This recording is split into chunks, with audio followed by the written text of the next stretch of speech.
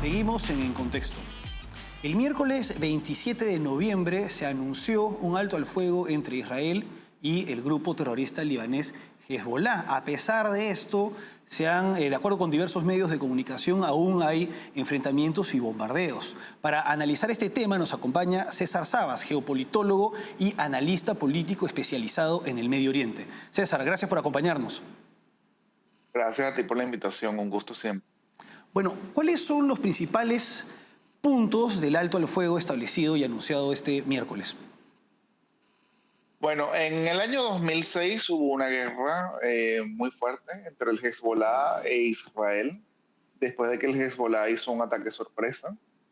Eh, Esa guerra, digamos, desde un punto de vista militar, se considera una derrota para Israel porque el Hezbollah no fue derrotado. Logró darle muchas bajas al ejército israelí. Digamos que fue una sorpresa la fuerza del Hezbollah en ese entonces, pero se llegó a un acuerdo del cese el fuego mediado por las Naciones Unidas y se llegó a una resolución de las Naciones Unidas, del Consejo de Seguridad de las Naciones Unidas, por el cual Israel se retiraba del sur del Líbano. Se creaba una fuerza de paz llamado FINUIL, que todavía está en el Líbano, que iba a, digamos, servir para separar ambas fuerzas. Y la zona sur del Líbano, estamos hablando de una franja de más o menos unos 30 kilómetros de distancia entre la frontera con Israel hacia el norte, digamos la zona que está entre el río Litani hacia el sur, hacia Israel, pues no iba a haber presencia del cuerpo armado del Hezbollah y FINUIL tendría digamos, la responsabilidad de desarmar cualquier milicia que ahí hubiese. Eso quedaba en manos del ejército regular libanés. Esa resolución nunca se pudo llevar a cabo. Primer problema, el FINUIL, la Fuerza de Paz de las Naciones Unidas, es decir, los cascos azules, están compuestos por unos 10.000 hombres sin mucha experiencia en combate. El Hezbollah puede llegar a reclutar 100.000 hombres en armas con experiencia en combate. Así que ya por ahí, pues evidentemente que FINUIL tenía muy poco que hacer. Desde el 2006 hasta ahora han habido ciertos escaramuzas entre el FINUIL y el Hezbollah y todas han resultado en una derrota para el FINUIL. De hecho, nada más España ha perdido más de 16 soldados ahí. Conclusión, el FINUIL no puede hacer nada. La resolución nunca se llevó a cabo por el propio Hezbollah. Y llegamos a este contexto en el cual el Hezbollah atacó a Israel, hubo población israelí que huyó del norte de Israel, es decir, de la zona que hace frontera con el Líbano, y pues Israel perdió la paciencia porque tenía que volver a llevar a esa gente a sus hogares, reactivar la economía. Hezbollah nada que paraba los ataques e hizo la operación militar que hemos visto actualmente.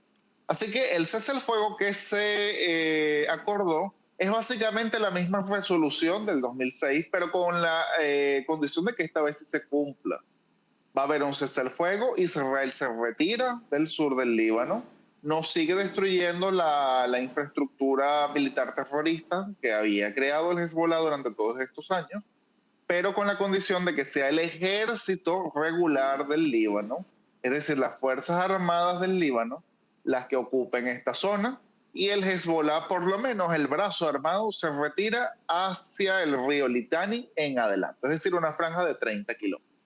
¿Por qué? Porque Israel quiere, pues teniendo un enemigo que considera que el Estado de Israel debe desaparecer, bueno, que haya un margen de distancia, digamos, para saber cuándo te van a atacar, eso te dé, digamos, ciertos chances de organizar tu ejército y contraatacar y responder. Que no pase lo que pasó el 7 de octubre en Gaza, pero sabiendo que el Hezbollah es 10 veces más fuerte que Hamas. Entonces, Un colchón, básicamente el cese el digamos. fuego es, sí, Claro. el cese el fuego es, bueno, nos retiramos, pero quiero seguridad para Israel. Ahora, además de esto, tengo entendido que también se negociaría para determinar si es que hay una nueva frontera, si es que hay cambios en la frontera. Y es más, había un ministro del gobierno de Netanyahu que hablaba de intenciones de modificar la frontera. Con respecto a este punto, ¿qué tan viable ves este aspecto? Bueno, hay muchos ministros que hablan mucho en el gobierno israelí. No hay que tomarles mucho en cuenta. Básicamente, las opiniones de los ministros importantes son las del canciller y el ministro de la defensa y, por supuesto, el primer ministro. Digamos que entre Israel y el Líbano hay una serie de litigios fronterizos, los más importantes a nivel marítimo. En esa zona se ha descubierto unas cantidades de gas. No digamos, antes de que la gente diga, oh, esta fue una guerra por el gas. No, no, no es que ninguno de esos dos países se va a convertir en el nuevo Qatar, pero digamos que a nadie le cae mal explotar el gas de esa zona. Y para explotarlo hay dos formas. Una, se utiliza la fuerza y se anexiona eso a la fuerza, cosa que no quiere ninguno de los dos países. Líbano no tiene con qué, Israel no está interesado. Así que la opción es pues sentarse ambos países civilizadamente y delimitan la frontera y pues de aquí para acá, para allá tú lo explotas, de aquí para allá yo lo exploto.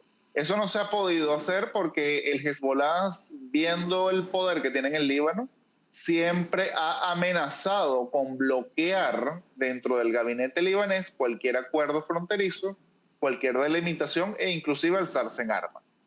Viendo que ahorita el Hezbollah está debilitado, podría ser una oportunidad para que el gobierno libanés proceda a delimitar, no, a lo mejor no toda la frontera, pero ciertas zonas con el gobierno israelí y sería un paso para en un futuro normalizar las relaciones.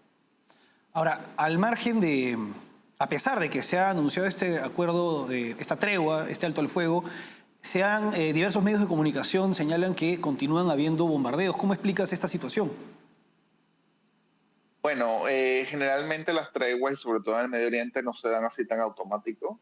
Siempre hay, digamos, muchos sectores que no están de acuerdo con la tregua y creen que pueden intensificar, sobre todo en este momento en el caso del Hezbollah, ya que ha sido descabezado a través de unas operaciones de inteligencia israelíes muy fuertes.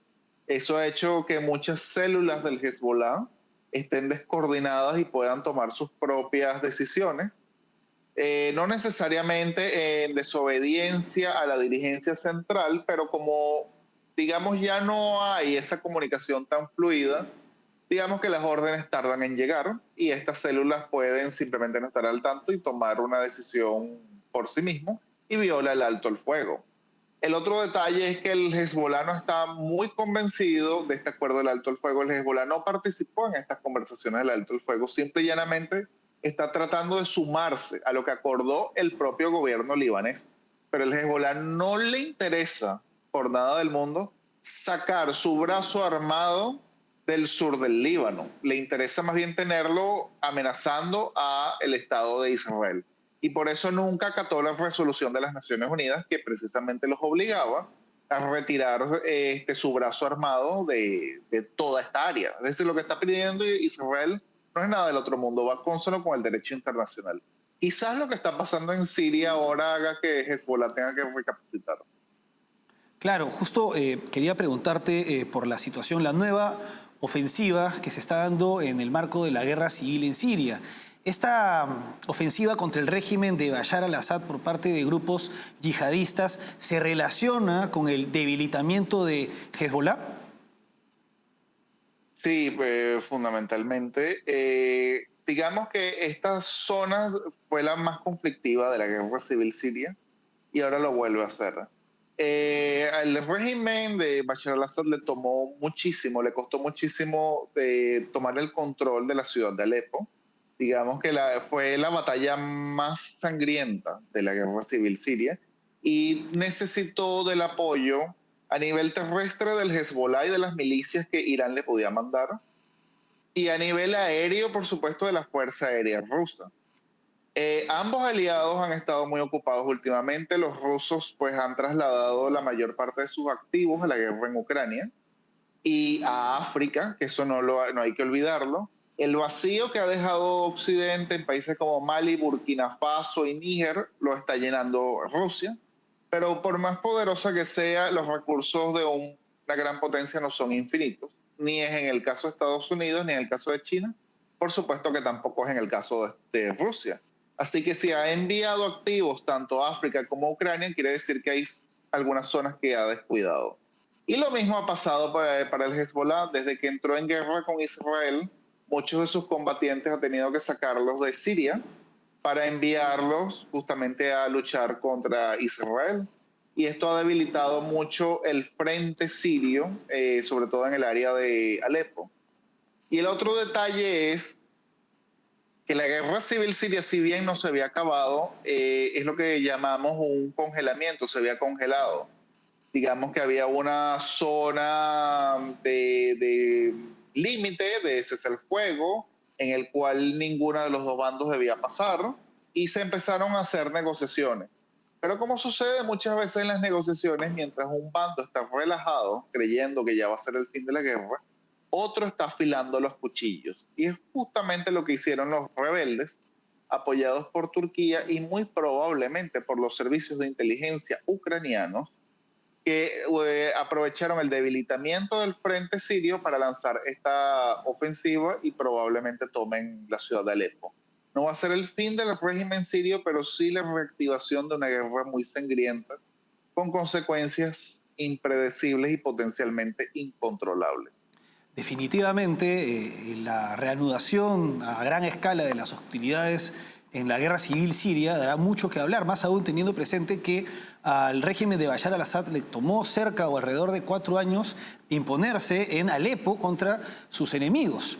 Pero en fin, eso seguramente lo veremos en otro programa. Nos ha acompañado César Sabas, geopolitólogo y analista político especializado en el Medio Oriente. César, gracias por acompañarnos.